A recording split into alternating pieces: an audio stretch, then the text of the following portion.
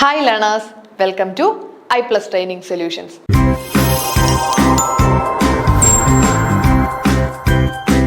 അപ്പോൾ നമുക്കിന്ന് മാർക്കറ്റിംഗ് എന്ന് പറയുന്ന ഒരു ഏരിയയിലേക്ക് പോകാം. നമ്മളുടെ ഈ ഒരു യൂണിറ്റിനകത്ത് നമുക്കറിയാം കുറച്ച് മുന്നേ നമ്മൾ പഠിച്ചുകൊണ്ടിരുന്നത് ബിസിനസ് ഫിനാൻസ് ആയിരുന്നു.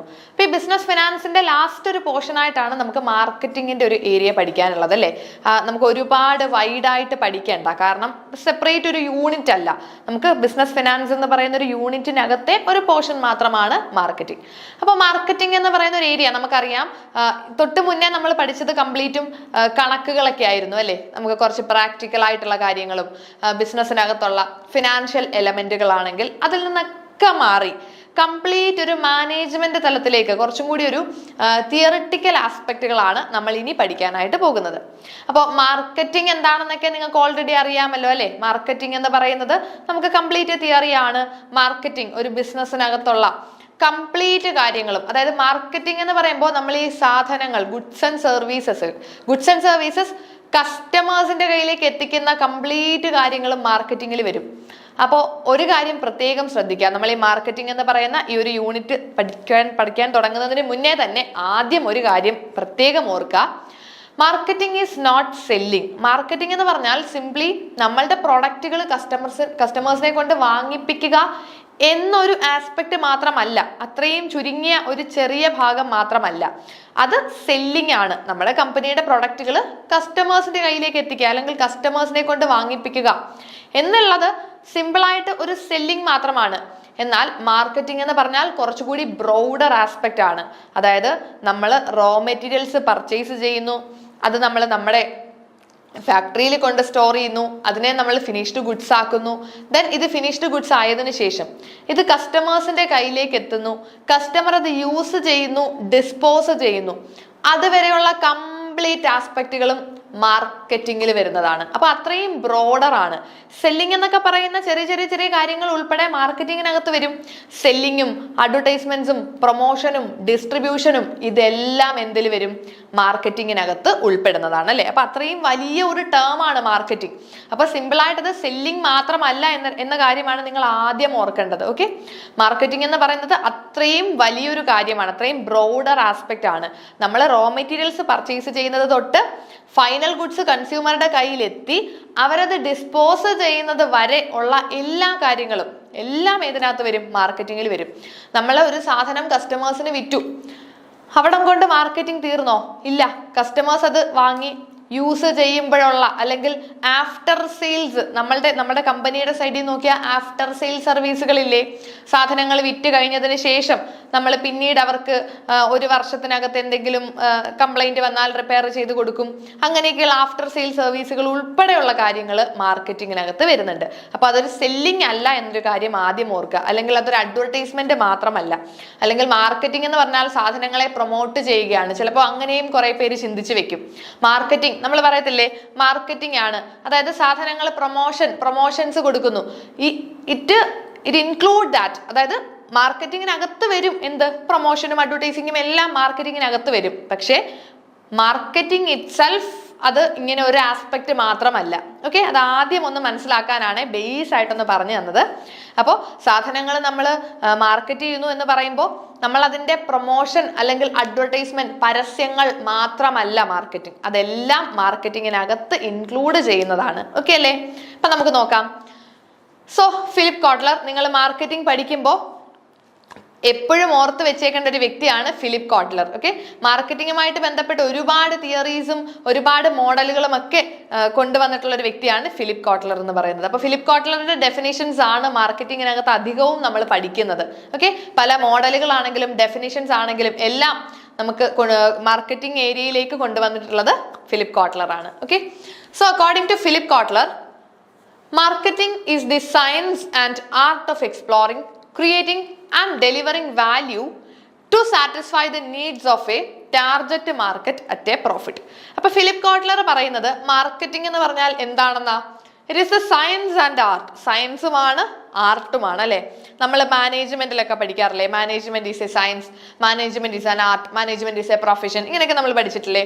അതേപോലെ ഇവിടെ ഫിലിപ്പ് കോട്ട്ലർ പറയുന്നത് marketing is a science and art of exploring, creating and delivering value to satisfy the needs of a target market. അതായത് it's a science and art of exploring, creating and delivering value.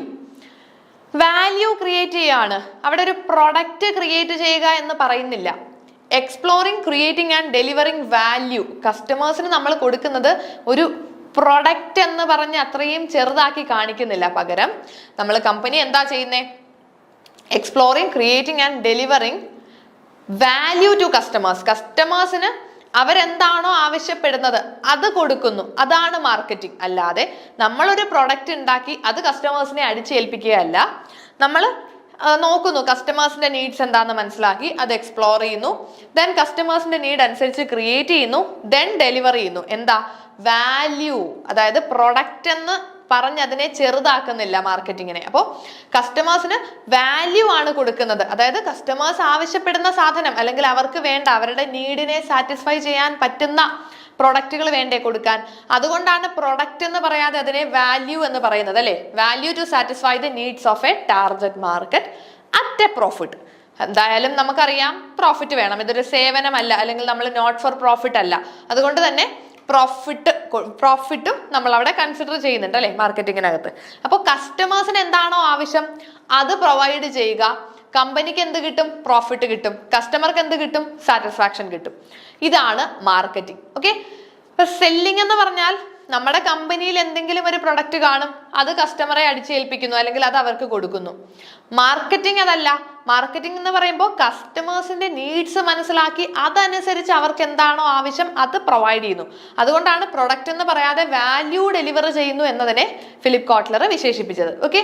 അപ്പോൾ എന്താണ്? Marketing is the science and art of exploring, creating and delivering value to satisfy the needs of a target market at a profit. Okay. Then Kotler and Armstrong ന്റെ മറ്റൊരു definition ഉണ്ട്. Marketing is a social and managerial process by which individuals and groups obtain what they need and want through creating and exchanging product and value with others. മാർക്കറ്റിങ്ങിനെ പറ്റി definitions ആണെങ്കിൽ നമുക്ക് ഒരുപാട് definitions ഉണ്ട്. ഇപ്പൊ എല്ലാ ഡെഫിനേഷൻസും നമുക്ക് കാണാതെ പഠിച്ചു വെക്കാൻ പറ്റില്ല. ഇമ്പോർട്ടൻ്റ് ആയിട്ടുള്ള 1-2 ഡെഫിനേഷൻസ് ഒന്ന് നോക്കി വെക്കാം എന്നതേ ഉള്ളൂ. അപ്പോൾ സിമ്പിൾ ആയിട്ട് പറഞ്ഞാൽ marketing involve identifying customer needs, creating value, delivering it and maintaining relationship to ensure long term customer loyalty. അപ്പൊ ഇത്രയേ ഉള്ളൂ മാർക്കറ്റിംഗ്, അല്ലെ?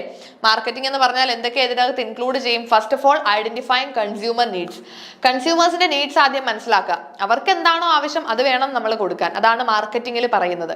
അപ്പോൾ ഒരു കൺസ്യൂമർ ഫസ്റ്റ് അപ്രോച്ച് ആണ് മാർക്കറ്റിംഗിന്. ഓക്കെ. കൺസ്യൂമർ ഫസ്റ്റ് അപ്രോച്ച് ആണ്. അപ്പോൾ കൺസ്യൂമേഴ്സിന്റെ നീഡ്സ് എന്താണെന്ന് ആദ്യം മനസ്സിലാക്കുക. Then creating the product. കൺസ്യൂമേഴ്സിന്റെ നീഡ്സ് മനസ്സിലാക്കിയതിന് ശേഷം മാത്രം എന്ത് ചെയ്യുക? പ്രോഡക്റ്റ് നമ്മൾ മാനുഫാക്ചർ ചെയ്യുക. അല്ലാതെ നമുക്ക് ഇഷ്ടമുള്ള പോലെ മാനുഫാക്ചർ ചെയ്യുകയല്ല വേണ്ടത്. ഫസ്റ്റ് ഓഫ് ഓൾ നമ്മൾ കൺസ്യൂമർ നീഡ് മനസ്സിലാക്കുക, അതനുസരിച്ച് creating the product, then delivering it to the consumers and maintaining relationship to ensure long term consumer loyalty. അപ്പോൾ കൺസ്യൂമേഴ്സിന് ഈ പ്രൊഡക്റ്റ് കൊടുത്തു, അവർക്ക് ആവശ്യമുള്ള പ്രൊഡക്റ്റ് നമ്മൾ നോക്കി മനസ്സിലാക്കി അത് മാനുഫാക്ചർ ചെയ്ത് കൺസ്യൂമേഴ്സിന് ഡെലിവർ ചെയ്തു. അവിടെ കൊണ്ട് തീർന്നോ? ഇല്ല. കൺസ്യൂമേഴ്സുമായിട്ടൊരു ലോങ് ടേം റിലേഷൻഷിപ്പ് കീപ്പ് ചെയ്യണം, അല്ലേ? കൺസ്യൂമർ റിലേഷൻഷിപ്പ് ഒക്കെ കീപ്പ് ചെയ്യണം. എന്നാലേ ലോങ് ടേമിൽ ബിസിനസ്സിന് എന്ത് കിട്ടുള്ളൂ?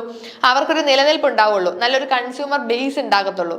അപ്പോൾ ഒരു ലോങ് ടേം റിലേഷൻഷിപ്പ് കൂടെ കൺസ്യൂമേഴ്സുമായിട്ട് മെയിൻറ്റെയിൻ ചെയ്ത് പോവുക. ഇതെല്ലാം വരുന്നത് നമ്മുടെ മാർക്കറ്റിംഗ് എന്ന് പറയുന്ന ഒരു ബ്രോഡ് ആസ്പെക്റ്റിനകത്താണ്. ഓക്കെ. പിന്നെ നമുക്ക് മാർക്കറ്റിങ്ങിനകത്ത് കുറച്ച് കോർ കോൺസെപ്റ്റുകൾ ഉണ്ട്. ഇതൊക്കെ നമ്മുടെ സിലബസിൽ എടുത്ത് പറയുന്ന കാര്യങ്ങളാണ്. അത് നമുക്ക് കൃത്യമായിട്ട് പഠിച്ചു വെക്കണം. പക്ഷെ ഇത് വളരെ സിമ്പിളാ. നിങ്ങൾ ഒരുപാട് തിയറി ഒന്നും വലിച്ചു വാരി പഠിക്കേണ്ട. വളരെ എളുപ്പത്തിൽ ഓരോ കോൺസെപ്റ്റും എന്താണെന്ന് മനസ്സിലാക്കി സിമ്പിളായിട്ട് നമുക്ക് പഠിച്ചു പോകാം. ഓക്കെ. അപ്പൊ അതിനകത്ത് ഫസ്റ്റ് കോൺസെപ്റ്റ് ആണ് നീഡ്. നീഡ് എന്ന് പറയുന്നത് ഇതൊക്കെ മാർക്കറ്റിങ്ങിനകത്തെ ബേസിക് ആയിട്ടുള്ള മെയിൻ ആയിട്ടുള്ള കുറച്ച് കോൺസെപ്റ്റുകളാണ്. നീഡ് എന്ന് പറഞ്ഞാൽ നമ്മൾ ഒന്ന് ചിന്തിച്ച് നോക്കിക്കേ. നമുക്കൊരു നീഡ് ഉണ്ട്. ഇപ്പോൾ നീഡ് എന്ന് പറഞ്ഞാൽ സിംപ്ലി എന്താ? നമ്മുടെ ആവശ്യങ്ങളല്ലേ നീഡ്. നമുക്ക് ആവശ്യം, നമ്മുടെ ആവശ്യങ്ങളെ നമുക്ക് നീഡ് എന്ന് പറയാം. അത് നീഡും വാണ്ടും തമ്മിൽ നിങ്ങളൊന്ന് കമ്പയർ ചെയ്തേ. അപ്പൊ നമ്മൾ വിചാരിക്കും എന്താ? വാണ്ടും അത് തന്നെയല്ലേ നമ്മുടെ ആവശ്യം, നീഡും എന്താ? നമ്മുടെ ആവശ്യം. ഇത് രണ്ടും ആവശ്യം എന്നല്ലേ നമ്മൾ പറയത്തില്ലേ? ഐ വോണ്ട് എ പെൻ അല്ലെങ്കിൽ ഐ വോണ്ട് എ കാർ. അതേപോലെ നമ്മൾക്ക് പറഞ്ഞൂടെ I need some water, I need some food എന്നൊക്കെ പറയാം, അല്ലേ? അപ്പോൾ ഇത് രണ്ടും ഇന്റർചേഞ്ചബിളി സാധാരണ നമ്മൾ യൂസ് ചെയ്യുന്നതല്ലേ. ഇപ്പൊ നമ്മൾ ഇംഗ്ലീഷ് ഗ്രാമർ ഒന്നും നിങ്ങൾ ആലോചിക്കേണ്ട, ഗ്രാമറുകളിലേക്കൊന്നും നമുക്ക് പോകണ്ട. നമ്മൾ ഈ ഗ്രാമർ ഒന്നും നോക്കാതെ പറയുകയാണെങ്കിൽ നമുക്കൊരു സാധനം വേണമെന്ന് പറഞ്ഞാൽ ഐ നീഡ് എന്നും പറയും, ഐ വോണ്ട് എന്നും പറയും. രണ്ടും നമ്മൾ യൂസ് ചെയ്തില്ലേ ഇന്റർചേഞ്ചബിളി. നമ്മൾ ഗ്രാമർ ഒന്നും നോക്കാതെ നമ്മൾ പറയത്തില്ലേ ഐ നീഡ് ദാറ്റ് അല്ലെങ്കിൽ ഐ വോണ്ട് ദാറ്റ്. രണ്ടും നമ്മൾ സെയിം മീനിങ് ആയിട്ടാണ് കരുതിയിരിക്കുന്നത്. എന്നാൽ നമ്മുടെ ഈ ഒരു മാർക്കറ്റിംഗിലേക്ക് വരുമ്പോൾ, അല്ലെങ്കിൽ നിങ്ങൾ എക്കണോമിക്സിന്റെ ആസ്പെക്റ്റിലൊക്കെ നമുക്കിത് പഠിക്കാനുണ്ട്. മാർക്കറ്റിംഗിലേക്കും അല്ലെങ്കിൽ ആ എക്കണോമിക്സിലേക്കൊക്കെ വരുമ്പോൾ നീഡും വാണ്ടും രണ്ടും രണ്ടായിട്ടാണ് കണക്കാക്കിയിരിക്കുന്നത്. അവിടെ നീഡും വാണ്ടും തമ്മിലുള്ള വ്യത്യാസം നമുക്ക് ആദ്യം പഠിക്കാം.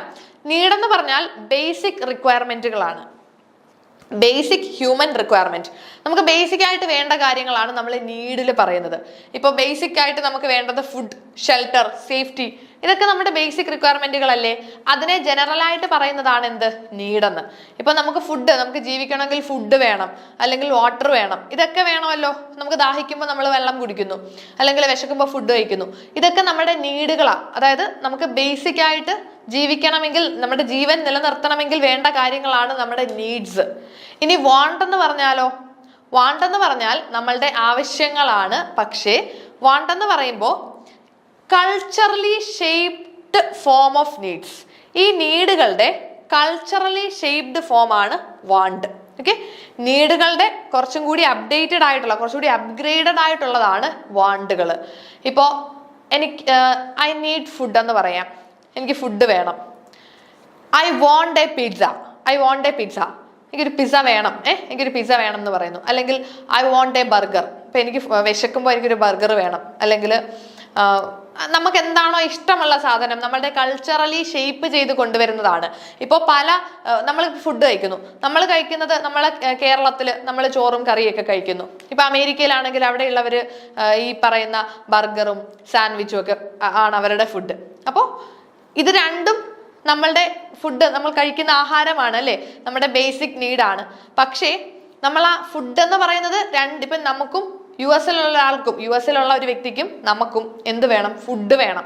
ജീവിക്കണമെങ്കിൽ ഫുഡ് വേണം. അത് നമ്മുടെ രണ്ടാൾക്കാരുടെയും നീഡുകളാണ്.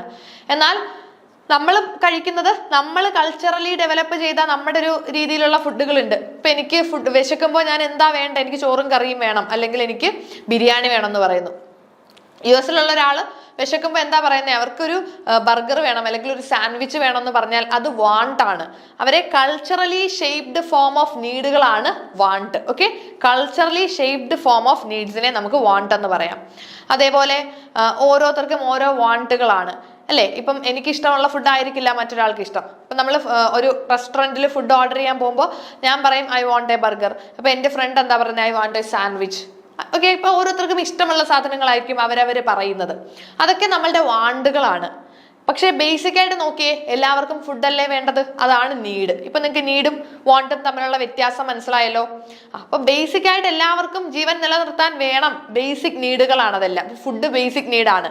വിശക്കുന്നു, നമ്മൾ എല്ലാവരും കടയിൽ പോയി ഫുഡ് കഴിക്കാൻ പോകുന്നു. അപ്പൊ നമുക്ക് നീഡ് എന്താ, ഫുഡാണ്. ഇനി അവിടെ ചെന്നിട്ട് നമ്മുടെ വാണ്ട് എന്താ, അത് ഓരോരുത്തർക്കും അവരുടെ പ്രിഫറൻസും അവരുടെ കൾച്ചറും അനുസരിച്ച് വാണ്ടുകൾ മാറും അല്ലെ. പലർക്കും പല ഫുഡുകൾ പലരും ഓർഡർ ചെയ്യും. ബേസിക്കലി എല്ലാം എന്താണ്, ഫുഡാണ്. അതുകൊണ്ട് തന്നെ നമുക്ക് ഈ ഒരു നീഡും വാണ്ടും തമ്മിലുള്ള വ്യത്യാസം മനസ്സിലായല്ലോ. അപ്പൊ നീഡ് എന്ന് പറഞ്ഞാൽ ബേസിക് ഹ്യൂമൻ റിക്വയർമെന്റുകളാണ്. എക്സാമ്പിൾ ഫുഡ്, ഷെൽട്ടർ, സേഫ്റ്റി ഒക്കെ. വാണ്ട് എന്ന് പറഞ്ഞാൽ കൾച്ചറലി ഷേപ്ഡ് ഫോം ഓഫ് നീഡുകളാണ്. Example a pizza instead of food. Okay, ഇനി ഡിമാൻഡ്. ഡിമാൻഡ് എന്താ നോക്കാം. ഇപ്പൊ നമ്മൾ വിചാരിക്കും നീഡും വാണ്ടും തമ്മിലുള്ള വ്യത്യാസം മനസ്സിലായി, ഇനി ഡിമാൻഡ് എന്താ. ഡിമാൻഡും അത് തന്നെയല്ലേ, നമുക്ക് ആവശ്യമുള്ള സാധനമല്ലേ നമ്മുടെ ഡിമാൻഡ്. നമ്മൾ പറയത്തില്ലേ, ഈ ഒരു ഇവിടുത്തെ ബിരിയാണിക്ക് ഭയങ്കര ഡിമാൻഡാ, ഈ കടയിലെ ബിരിയാണിക്ക് ഭയങ്കര ഡിമാൻഡാ, അല്ലെങ്കിൽ ഈ കാറിന് ഭയങ്കര ഡിമാൻഡാ. അപ്പൊ അതെന്താ, അതും ആവശ്യം തന്നെയല്ലേ. പക്ഷെ ഇതിനെല്ലാം വ്യത്യാസമുണ്ട്. എന്താ ഡിമാൻഡ് എന്ന് നോക്കിക്കേ. Want backed by purchasing power, want backed by purchasing power. Demand എന്ന് പറഞ്ഞാൽ നമ്മൾ എക്കണോമിക്സിൽ പഠിക്കുന്നതല്ലേ, demand is the desire backed by the ability and willingness to pay for a commodity എന്ന്.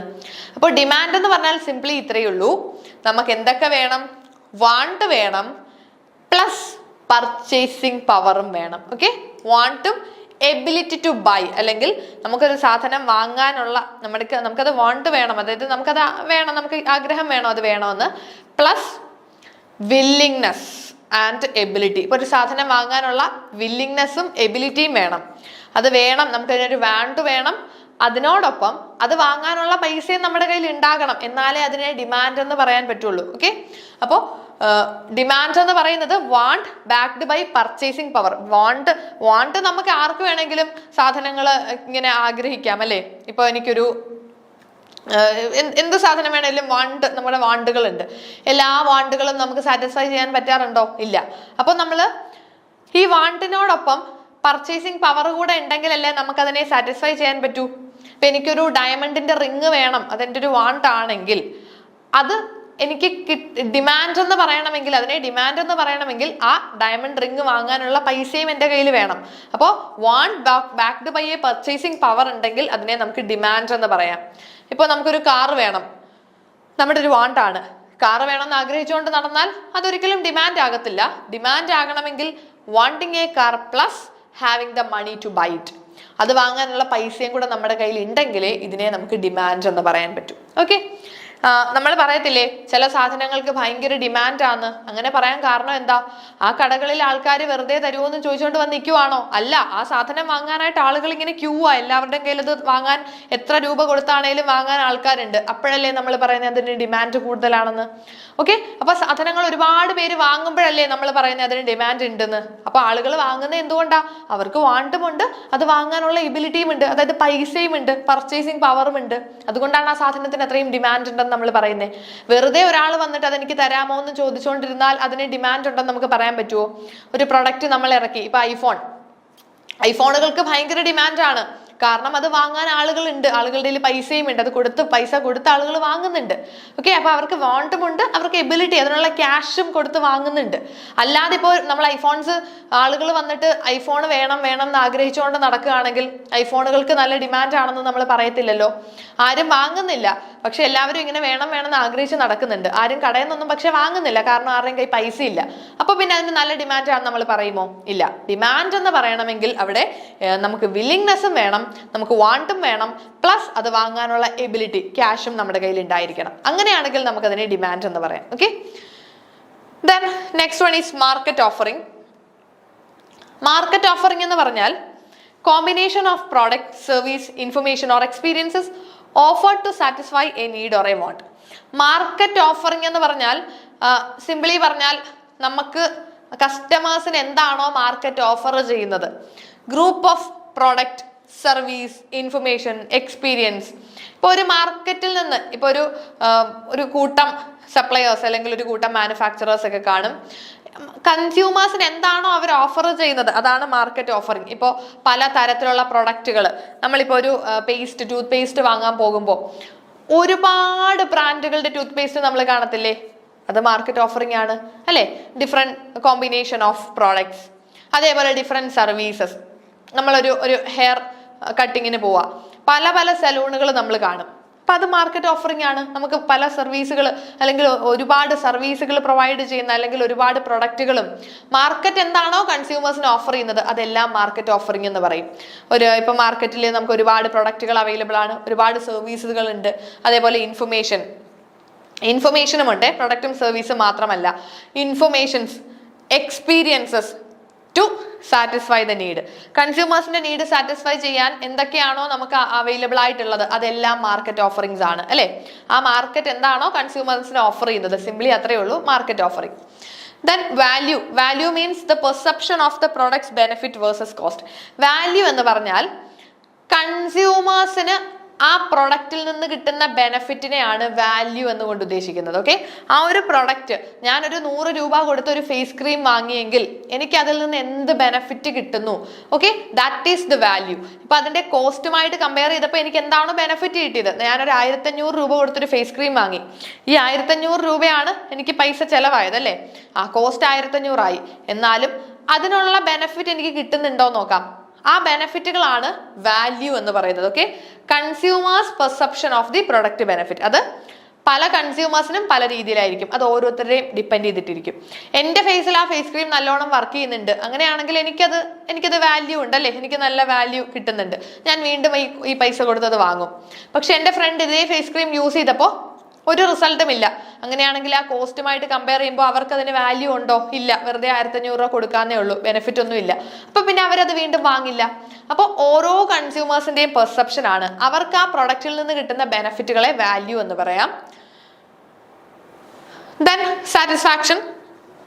അപ്പൊ വാല്യൂ എന്ന് പറയുമ്പോൾ കോസ്റ്റുമായിട്ട് കമ്പയർ ചെയ്തിട്ട് കേട്ടോ, കോസ്റ്റുമായിട്ട് കമ്പയർ ചെയ്യുമ്പോൾ നമുക്ക് എന്താണോ അഡീഷണൽ ബെനിഫിറ്റ് കിട്ടുന്നത്, that is value. Satisfaction means the extent to which a product performance matches the consumer expectation. Satisfaction എന്ന് പറയുമ്പോൾ അവിടെ നമ്മൾ കുറച്ച് മുന്നേ വാല്യൂവില് പ്രൊഡക്റ്റിന്റെ കോസ്റ്റും ബെനിഫിറ്റും കൂടിയാണ് കമ്പയർ ചെയ്തത് അല്ലെ. പ്രൊഡക്റ്റിന്റെ കോസ്റ്റും ബെനിഫിറ്റും ആണ്. കോസ്റ്റ് വെച്ച് നോക്കുമ്പോൾ അഡീഷണൽ എത്രത്തോളം ബെനിഫിറ്റ് കിട്ടി, 1000 രൂപ കൊടുത്താൽ എന്താ നല്ല പോലെ നമുക്ക് റിസൾട്ട് ഉണ്ടല്ലോ, അങ്ങനെയാണെങ്കിൽ അതൊരു വാല്യൂ ആണ്. നമുക്ക് വാല്യൂ ആഡഡ് അല്ലെ, അഡീഷണൽ വാല്യൂ. കോസ്റ്റ് നമ്മൾ അത്രയും കൊടുത്തെങ്കിലും നമുക്ക് കിട്ടുന്ന അഡീഷണൽ വാല്യൂ ആണ്. എന്നാൽ സാറ്റിസ്ഫാക്ഷൻ എന്ന് പറഞ്ഞാൽ ഒരു പ്രൊഡക്റ്റിന്റെ പെർഫോമൻസ് കൺസ്യൂമറുടെ എക്സ്പെക്ടേഷനെ എത്രത്തോളം മാച്ച് ചെയ്യുന്നു. അവിടെ കൺസ്യൂമർ എക്സ്പെക്ടേഷനും പെർഫോമൻസും തമ്മിലാണ് കമ്പയർ ചെയ്യുന്നത്.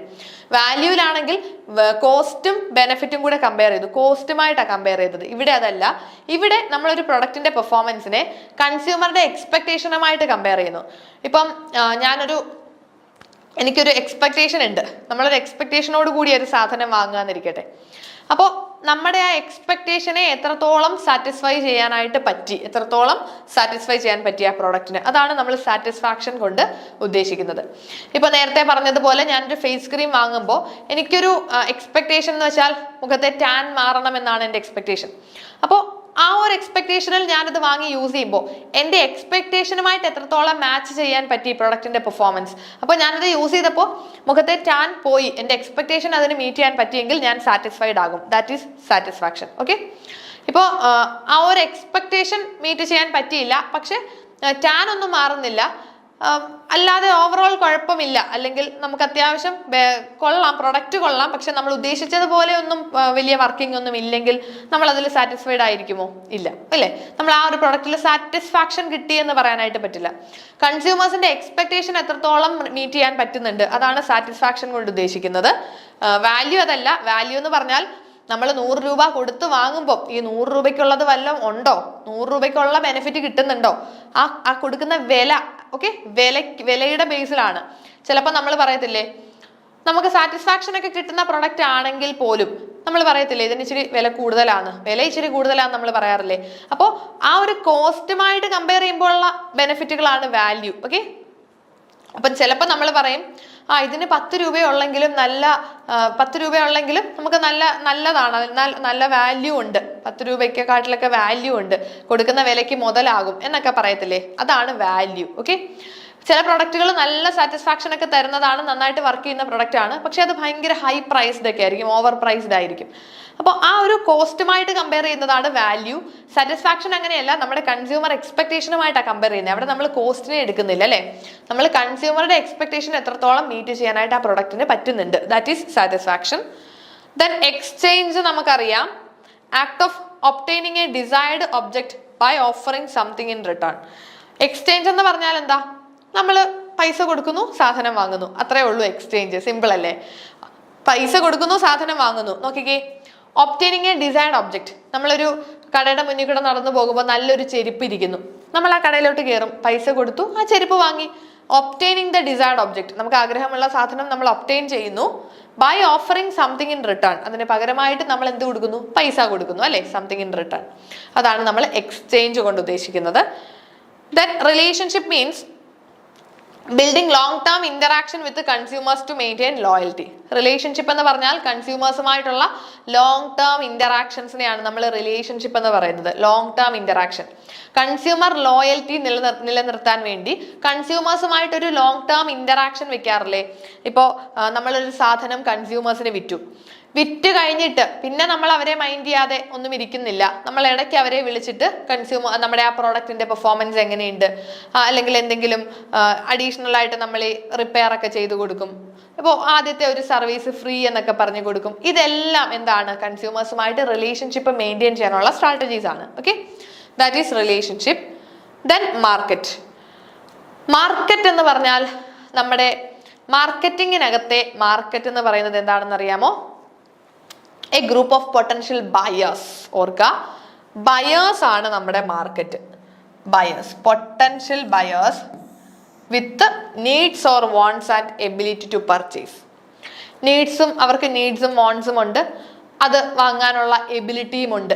അങ്ങനെയാണെങ്കിൽ ആ ഒരു ഗ്രൂപ്പ് ഓഫ് പൊട്ടൻഷ്യൽ ബയേഴ്സിനെ നമുക്ക് നമ്മുടെ മാർക്കറ്റ് എന്ന് പറയാം. ഓക്കെ, ഇപ്പൊ മാർക്കറ്റിംഗിൽ ഒരു കമ്പനിയുടെ പെർസ്പെക്റ്റീവിൽ നിന്ന് നോക്കിയാൽ ആ കമ്പനിയുടെ മാർക്കറ്റ് എന്ന് പറയുന്നത്, ഇപ്പൊ നമ്മളൊരു കമ്പനിയാണ്, നമ്മൾ കുറച്ച് പ്രൊഡക്റ്റുകളൊക്കെ മാനുഫാക്ചർ ചെയ്യുന്നുണ്ട്. അപ്പൊ നമ്മൾ ഈ ഒരു ഫുഡ് ഐറ്റംസ് ഇറക്കുന്നുണ്ട്. അപ്പൊ അത് നമ്മൾ ഈ ഫുഡ് ഐറ്റംസ് ഭയങ്കര ഹെൽത്തി ഫുഡുകളാണ്, ഹെൽത്തി ആയിട്ടുള്ള ഈ സീഡ് മിക്സുകളും, അങ്ങനെ ഹെൽത്ത് കോൺഷ്യസ് ആയിട്ടുള്ള ആളുകളെ മാത്രം ഫോക്കസ് ചെയ്ത് നമ്മൾ ഫുഡ് ഐറ്റംസ് ഇറക്കുന്നു. അങ്ങനെയാണെങ്കിൽ നമ്മുടെ മാർക്കറ്റ് ഏതാ? ആ ഹെൽത്ത് കോൺഷ്യസ് ആയിട്ടുള്ള ഒരു ഗ്രൂപ്പ് ഓഫ് ബയേഴ്സ് ആയിരിക്കും. ഓക്കെ, അവർക്ക് വാണ്ടും ഉണ്ട്, അതായത് അവർക്ക് വേണം, അവർക്ക് ഈ ഹെൽത്ത് കോൺഷ്യസ് ആയിട്ടുള്ള പ്രൊഡക്റ്റുകൾ, ഈ ഹെൽത്തി ആയിട്ടുള്ള ബിസ്ക്കറ്റ്സ് ഒക്കെ ഉണ്ടല്ലോ, സീഡ്സും ഗോതമ്പൊക്കെ വെച്ചിട്ടുള്ള ബിസ്ക്കറ്റുകൾ, ഓട്സിന്റെ ഒക്കെ ബിസ്ക്കറ്റ്, 0 ഷുഗർ ആയിട്ടുള്ള പീനട്ട് ബട്ടേഴ്സ്, അപ്പൊ അങ്ങനെയുള്ള സാധനങ്ങളൊക്കെ ഉണ്ട്. അപ്പോൾ ഇങ്ങനെയുള്ള ഐറ്റംസ് ഒക്കെയാണ് നമ്മൾ ഇറക്കുന്നതെങ്കിൽ നമ്മുടെ കമ്പനിയുടെ മാർക്കറ്റ് എന്ന് പറയുന്നത് അങ്ങനെയുള്ള ഒരു ഗ്രൂപ്പ് ഓഫ് കസ്റ്റമേഴ്സ് ആയിരിക്കും. ഓക്കെ, ആ ഒരു ഗ്രൂപ്പ്, നമ്മൾ ആ മാർക്കറ്റിനെ ഡിഫൈൻ ചെയ്യുന്നത് എങ്ങനെയാ? അവർക്ക് ആ ഒരു എക്സ്പെക്ടേഷൻസ്, അവർക്ക് നീഡ്സും വാണ്ട്സും ഉണ്ട്, അതേപോലെ ഈ സാധനങ്ങൾ വാങ്ങാനുള്ള എബിലിറ്റിയും ആ കസ്റ്റമേഴ്സിനുണ്ട്. ഓക്കെ, അവർക്കിത് വാങ്ങാനുള്ള എബിലിറ്റിയും ഉണ്ട്, അതായത് അവരുടെ കയ്യിൽ പൈസയും ഉണ്ടായിരിക്കണം അല്ലേ, നമ്മൾ ഫ്രീ ഓഫ് കോസ്റ്റിനൊന്നും അല്ലല്ലോ ഇതൊന്നും കൊടുക്കുന്നത്. അപ്പൊ എബിലിറ്റിയും ഉണ്ട്, അതേപോലെ തന്നെ വില്ലിങ്നെസ്സും ഉണ്ട്. അങ്ങനെയാണെങ്കിൽ ആ ഒരു ഗ്രൂപ്പിനെ, അല്ലെങ്കിൽ ആ ഒരു ഗ്രൂപ്പ് ഓഫ് കസ്റ്റമേഴ്സിനെ നമുക്ക് എന്ത് പറയാം? നമ്മുടെ മാർക്കറ്റ് എന്ന് പറയാം അല്ലേ. ഇപ്പൊ നമ്മൾ കമ്പനീസ് പറയാറില്ലേ, കമ്പനിയുടെ മാർക്കറ്റ്, അവരുടെ മാർക്കറ്റ് ഇതാണ്. അപ്പോൾ ആ ഒരു കമ്പനി ആരെ ഫോക്കസ് ചെയ്തിട്ടാണോ ഈ പ്രൊഡക്റ്റുകൾ ഇറക്കുന്നത്, ആ ഒരു പ്രോസ്പെക്റ്റീവ് അല്ലെങ്കിൽ ആ ഒരു ബയേഴ്സിനെ, ആ ഒരു പൊട്ടൻഷ്യൽ ബയേഴ്സിനെ നമുക്ക് മാർക്കറ്റ് എന്ന് പറയാം. അപ്പൊ ഇതാണ് നമ്മളുടെ ഡിഫറെന്റ് കോൺസെപ്റ്റ്സ് ഇൻ മാർക്കറ്റിങ്ങിനകത്ത് വരുന്ന കോർ കോൺസെപ്റ്റുകളാണ്. ഇതെല്ലാം നിങ്ങൾ കൃത്യമായിട്ട് മനസ്സിലാക്കി വെക്കണം. ചെറിയ ചെറിയ കോൺസെപ്റ്റുകളേ ഉള്ളൂ, വളരെ സിമ്പിൾ ആണ്. പക്ഷെ നമുക്ക് സിലബസിൽ എടുത്ത് പറഞ്ഞിട്ടുള്ളത് കൊണ്ട് ഓരോന്നിനെ പറ്റിയിട്ടും വ്യക്തമായിട്ട് ക്ലിയർ ആയിട്ടൊരു ധാരണ ഉണ്ടായാൽ മതി, കോൺസെപ്റ്റ് ക്ലിയർ ആയാൽ മതി. അപ്പൊ നമ്മൾ എന്തൊക്കെയാ പറഞ്ഞേ? നീഡ് എന്ന് പറയുന്നത് ബേസിക് ഹ്യൂമൻ റിക്വയർമെന്റ്സ് ആണ് അല്ലെ. വാണ്ട് എന്ന് പറഞ്ഞാൽ ഈ ബേസിക് നീഡുകളെ കൾച്ചറലി ഷേപ്ഡ് ആകുമ്പോൾ നീഡുകൾ കുറച്ചും കൂടി ഒന്ന് മോഡിഫൈഡ് ആകും. അതാണ് നമ്മളുടെ വാണ്ട് എന്ന് പറയുന്നത്. ദെൻ ഡിമാൻഡ് എന്ന് പറഞ്ഞാൽ വാണ്ടും വേണം plus ability to purchase and willingness, എബിലിറ്റിയും വില്ലിങ്നെസ്സും വേണം അല്ലെ. സാധനം വാങ്ങാനുള്ള എബിലിറ്റിയും വില്ലിങ്നെസ്സും ഉണ്ടെങ്കിലേ നമുക്കതിനെ എന്ത് പറയാൻ പറ്റൂ? ഡിമാൻഡ് എന്ന് പറയാനായിട്ട് പറ്റുള്ളൂ. ദെൻ മാർക്കറ്റ് ഓഫറിംഗ് എന്ന് പറഞ്ഞാൽ ഒരു മാർക്കറ്റ് കൺസ്യൂമേഴ്സിന് ഓഫർ ചെയ്യുന്ന ഒരു ഗ്രൂപ്പ് ഓഫ് പ്രൊഡക്റ്റ് ആകാം, സർവീസ് ആകാം, എക്സ്പീരിയൻസുകളാകാം, ഇതെല്ലാം മാർക്കറ്റ് ഓഫറിങ്സ് ആണ്. ദെൻ വാല്യൂ എന്ന് പറഞ്ഞാൽ കൺസ്യൂമേഴ്സിന്റെ സൈഡിൽ നിന്ന് നോക്കുമ്പോൾ അവർ കോസ്റ്റുമായിട്ട് കമ്പയർ ചെയ്യുമ്പോൾ അവർക്ക് കിട്ടുന്ന അഡീഷണൽ ബെനിഫിറ്റ് എന്താണോ അതാണ് ആ പ്രൊഡക്റ്റിന്റെ വാല്യൂ. സാറ്റിസ്ഫാക്ഷൻ അതല്ല, അത് കൺസ്യൂമേഴ്സിന്റെ എക്സ്പെക്ടേഷനുമായിട്ടാണ് നമ്മൾ സാറ്റിസ്ഫാക്ഷനെ കമ്പയർ ചെയ്യുന്നത് അല്ലേ. കൺസ്യൂമേഴ്സിന്റെ എക്സ്പെക്ടേഷനും പ്രോഡക്റ്റിന്റെ പെർഫോമൻസും ഇത് രണ്ടും നോക്കിയിട്ടാണ് സാറ്റിസ്ഫാക്ഷൻ നമ്മൾ കമ്പയർ ചെയ്യുക. ദെൻ എക്സ്ചേഞ്ച് എന്ന് പറഞ്ഞാൽ നമുക്കറിയാം എന്താ, നമ്മൾ പ്രൊഡക്റ്റുകൾ ഇൻ റിട്ടേൺ നമ്മൾ എന്തെങ്കിലും വാങ്ങുന്നു, ഇൻ റിട്ടേൺ തിരിച്ച് നമ്മൾ എന്ത് കൊടുക്കുന്നു, അതിന്റെ എമൗണ്ട് കൊടുക്കാം, that is exchange. Then relationship എന്ന് പറയുന്നത് കൺസ്യൂമേഴ്സുമായിട്ടൊരു long term interaction to maintain loyalty. Then last one is market is a group of potential buyers. ആ ഒരു കമ്പനി ആരെ ഫോക്കസ് ചെയ്തിട്ടാണോ പ്രൊഡക്റ്റുകൾ നിർമ്മിക്കുന്നതും മാർക്കറ്റ് ചെയ്യുന്നതും, അങ്ങനെ ആ ഒരു നമ്മൾ നോക്കുന്ന അല്ലെങ്കിൽ ഈ പ്രൊഡക്റ്റുകൾ ഉദ്ദേശിക്കുന്നത് ഏത് ആളുകളെയാണോ ആ ആളുകളെ നമുക്ക് നമ്മുടെ മാർക്കറ്റ് എന്ന് പറയാം. അവർക്ക് എന്ത് വേണം? നീഡ്സും വാണ്ട്സും എബിലിറ്റീസും ഉള്ള ആളുകളെ ഫോക്കസ് ചെയ്തിട്ടായിരിക്കണം നമ്മൾ ഈ സാധനങ്ങൾ ഇറക്കേണ്ടത് അല്ലേ. അങ്ങനെയാണെങ്കിലേ നമുക്കൊരു നല്ല കൺസ്യൂമർ ബേസ് ഉണ്ടാകുള്ളൂ. അപ്പൊ ഇത്രയുമാണ് നമ്മുടെ മാർക്കറ്റിങ്ങിനകത്തെ കോർ കോൺസെപ്റ്റുകളായിട്ട് നമുക്ക് പഠിക്കാനുള്ളത്. ഇത്രയും കാര്യങ്ങൾ ക്ലിയർ ആയെന്ന് വിശ്വസിക്കുന്നു. ഇനി ഒരു നെക്സ്റ്റ് പോർഷൻ ആയിട്ടുള്ള മാർക്കറ്റിംഗ് മാനേജ്മെന്റിന്റെ ഫിലോസഫീസ് ഉണ്ട്, അത് നമുക്ക് നെക്സ്റ്റ് ക്ലാസ്സിലായിട്ട് പഠിക്കാം. താങ്ക്